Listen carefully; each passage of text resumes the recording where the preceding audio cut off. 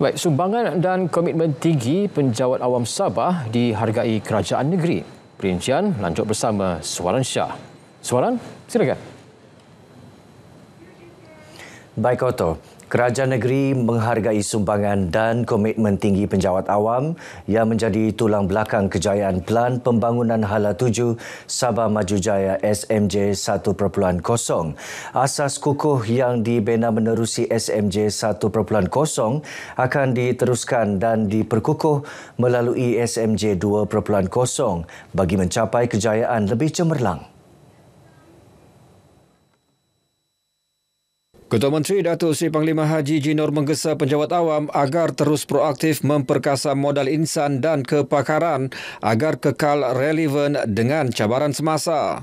Katanya kerajaan memperkenal sistem saraan perkhidmatan awam SSPA dengan kenaikan gaji antara 7 hingga 15% secara berfasa hingga 2026 melibatkan kos tambahan RM150 juta. Turut diberi insentif percutian cuti kepada pegawai yang telah berkhidmat lebih 20 tahun membabitkan lebih 8,700 penjawat awam. Selain mempertimbang penaik tarafan lebih 5,500 jawatan sementara dan kontrak kepada jawatan tetap secara berfasa serta bantuan khas tahunan Hari Raya Aidilfitri dan Pesta Keamatan. Kerajaan negeri Sabah akan memberikan insentif serupa dalam bajet negeri 2026 nanti. Malah kemungkinan besar lebih sedikit daripada angka tersebut. Namun bergantung juga kepada kemampuan dan keupayaan kerajaan. Mudah-mudahan kerajaan ini beroleh mandat yang baru daripada rakyat supaya kita dapat pertimbangkan jumlah pemberian khas itu. Datuk Haji menyatakan demikian pada Konvensyen Penjawat Awam Sabah sempena sambutan Hari Kualiti Sedunia di SICC.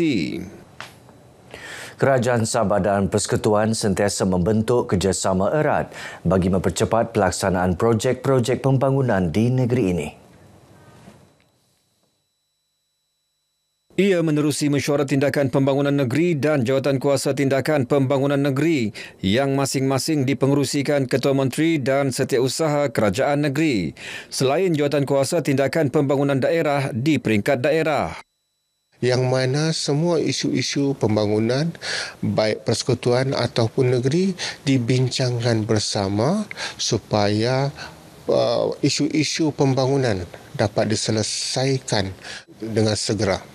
Jadi sekiranya platform-platform ini ya kita lihat dianya berfungsi sebagai satu tempat di mana semua agensi-agensi pelaksana diminta untuk memberi laporan kemajuan projek ataupun program bagi memastikan hasil ataupun projek ataupun program tersebut dapat disiapkan dengan masa ataupun spesifikasi yang ditetapkan.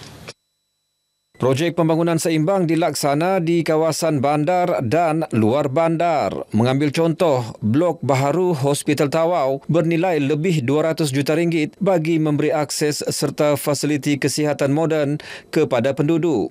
Manakala projek jalan luar bandar dilaksana di bawah Kementerian Kemajuan Desa dan Wilayah di kawasan pedalaman bagi memberi akses serta kemudahan jalan lebih selesa kepada penduduk luar bandar. Jana pelaburan melebihi 13 bilion ringgit setakat ini wujudkan 9,300 pekerjaan di samping meningkatkan kemahiran pekerja tempatan. Kejayaan itu menjadikan Taman Perindustrian POIC Lahad Datu sebuah pusat pertumbuhan ekonomi baru bagi kawasan pantai timur Sabah. Perkongsiannya bersama Asma Asmuni dalam Aspirasi Bayu.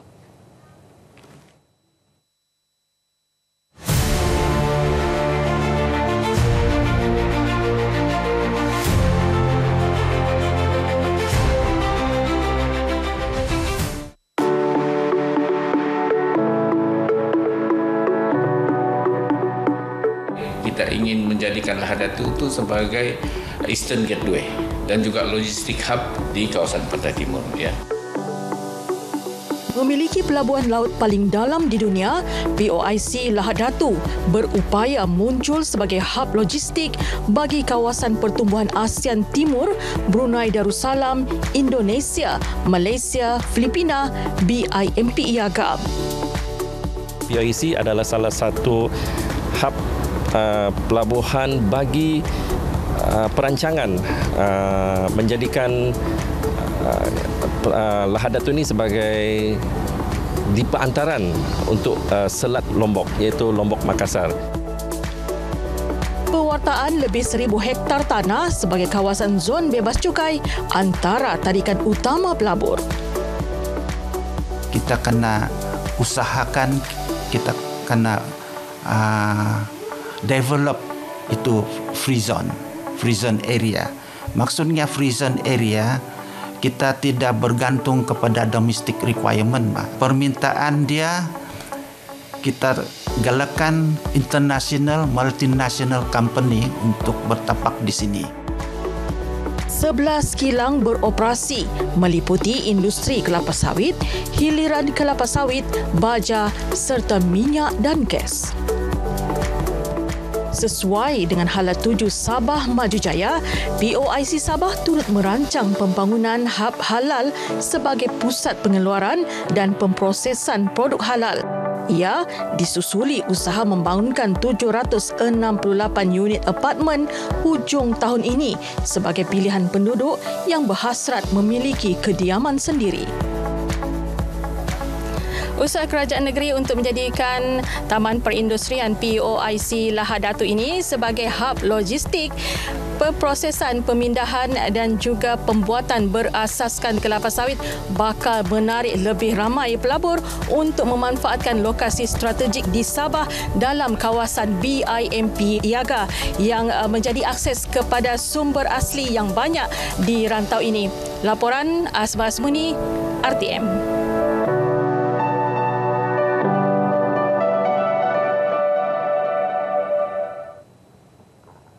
Kadar tambang bot penumpang menumbuk wilayah Persekutuan Labuan dikembalikan kepada harga asal RM9 berkuat kuasa hari ini. Keputusan itu dicapai hasil perbincangan bersama KPDN, agensi kerajaan berkaitan dan Persatuan Pengusaha Bot-Bot Laju Menumbuk. KPDN dan agensi kerajaan berkaitan akan menyegerakan kelulusan permohonan subsidi petrol RON 95 kepada operator bot yang layak melalui sistem kawalan petrol bersubsidi bermula Khamis ini.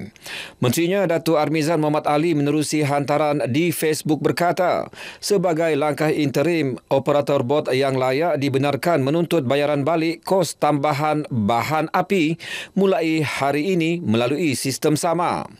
Tuntutan bayaran balik untuk tempoh 30 September hingga 31 Oktober 2025 ketika harga tambang belum dinaikkan dan operator bot terpaksa menanggung kos tambahan juga akan dipertimbang dengan disertai rekod pembelian.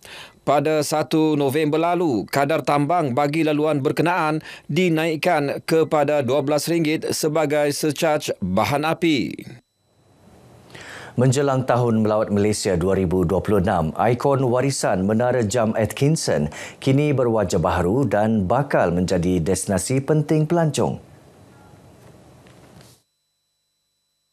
Menara ini siap dinaik taraf pada 13 September lalu menerusi projek pengindahan dataran Menara Jam Atkinson.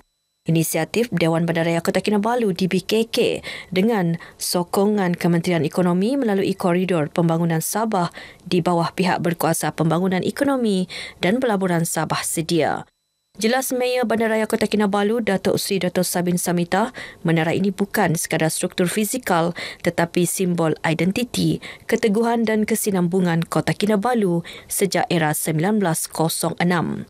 Dengan penambahbaikan menara ini, warisan sejarah bandaraya dapat dikekalkan sekaligus memperkukuh daya tarikan pelancongan. Antara komponen utama projek naik taraf landscape, pencahayaan baharu, pemasangan kamera litar tertutup dan kemudahan orang kurang upaya. Selain pembinaan laluan Treetop Walkway sepanjang 500 meter yang menghubungkan Menara Pemerhati Signal Hill. Mengeratkan silaturahim dan semangat perpaduan masyarakat berbilang kaum. Itu matlamat penganjuran program MOTEC bersama komuniti Petagas. Pengerusi Lembaga Peladang Muda Putatan Muhammad Iskuzawan Israk Arsid berkata, program merupakan usaha berterusan mengekalkan keharmonian serta memperkukuh hubungan antara komuniti pelancongan dan masyarakat pelbagai etnik. Anjuran MOTEC dengan kerjasama pertubuhan tempatan ini juga bertujuan mencungkil bakat memelihara warisan budaya dan memperkukuh perpaduan komuniti. Ia sejajar aspirasi perpaduan negara. Program menampilkan pelbagai aktiviti menarik termasuk pertandingan nyanyian lagu etnik, memasak kuih tradisional penjaram, kerem serta persembahan budaya betitik dan limbai. Pengasas dan bekas guru besar antara yang diraikan dalam sambutan Jubli Perak sempena 39 tahun Sekolah Kebangsaan Sungai Padas Sandakan. Majlis sebagai menghargai jasa warga pendidik dan masyarakat setempat yang banyak menyokong usaha meningkatkan kecemerlangan sekolah. Meraih perjuangan-perjuangan yang telah diinspirasikan oleh pengasas sekolah kita, Encik Roslan Mahalan, dan juga salah satunya juga adalah untuk mengeratkan silaturahim penduduk setempat dan menjadi sejarah yang saya rasa memori yang sangat indah yang julung-julung kali kita adakan. Beliau ditemui RTM pada sambutan Jubli Perak SK Sungai Padas di Batu 12 Sandakan. Sementara itu, pengasas sekolah Roslan Mahalan menyifatkan sambutan ini sebagai pemangkin untuk terus meningkatkan prestasi sekolah dan pelajar. Siapa juga yang mentadbir di sekolah ini dapat memajukan dan memantapkan lagi sehingga sekolah ini menjadi sekolah yang berprestasi tinggi, menjadi sekolah contoh kepada sekolah-sekolah lain di seluruh bandar. Turut disampaikan anugerah tokoh Jubli Perak kepada Roslan Mahalan dan tokoh pendidikan sepanjang zaman kepada Cikgu Sulaiman Kamarudin. Majlis disempurnakan Timbalan Pegawai Pendidikan Sektor Pengurusan Murid March Haryanto Abdul Talib. Program diserikan dengan aktiviti fun run to Jannah, persembahan seni mempertahankan diri dan tarian kebudayaan.